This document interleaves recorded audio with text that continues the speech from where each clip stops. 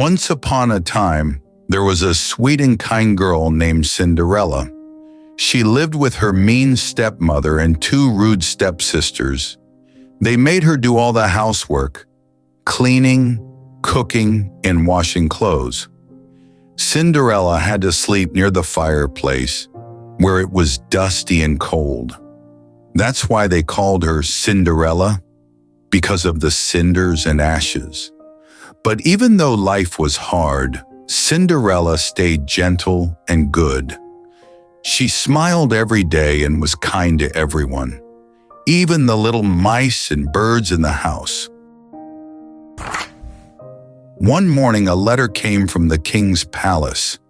The stepmother opened it and read, "The prince is having a royal ball tomorrow night. Every young lady in the kingdom is invited." The stepsisters were so excited. They wanted to look beautiful and meet the prince. Cinderella said softly, "I would love to go too." But her stepmother laughed. "You? Go to the ball? You have no nice dress. Stay home and clean the house." Cinderella helped them get ready.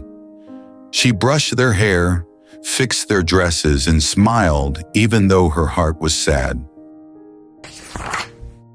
That night, when everyone left for the ball, Cinderella sat alone by the fire.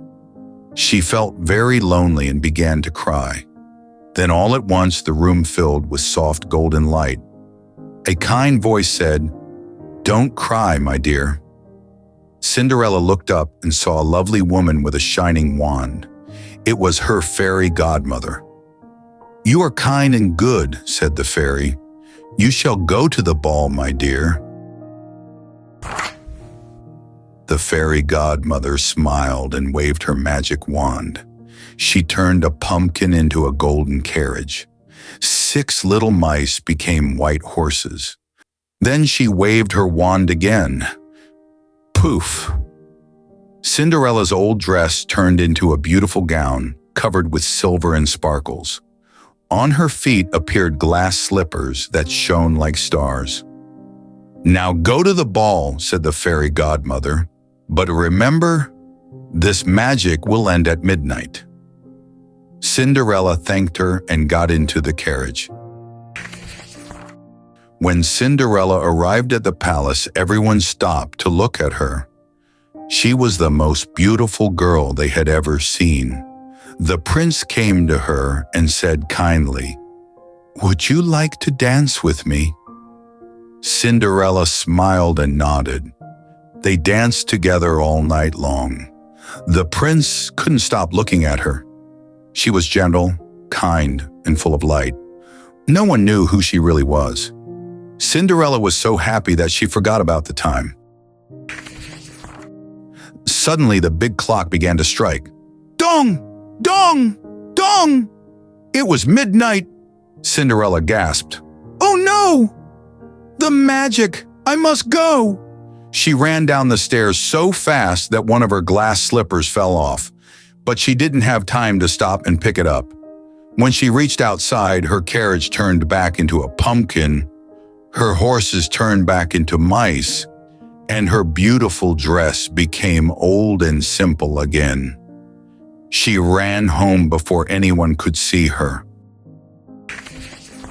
The prince ran down the stairs, but Cinderella was gone. He saw the small glass slipper shining on the steps.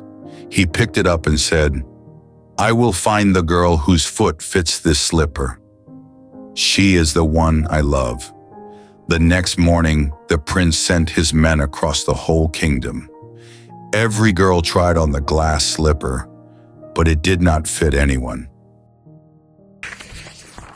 Finally, the prince's men came to Cinderella's house. The 2 stepsisters tried to wear the shoe, but their feet were too big. Then Cinderella said softly, "May I try the slipper too?" The stepmother shouted, "No, she is just a servant." But the royal guard said, "The prince ordered that every young woman must try."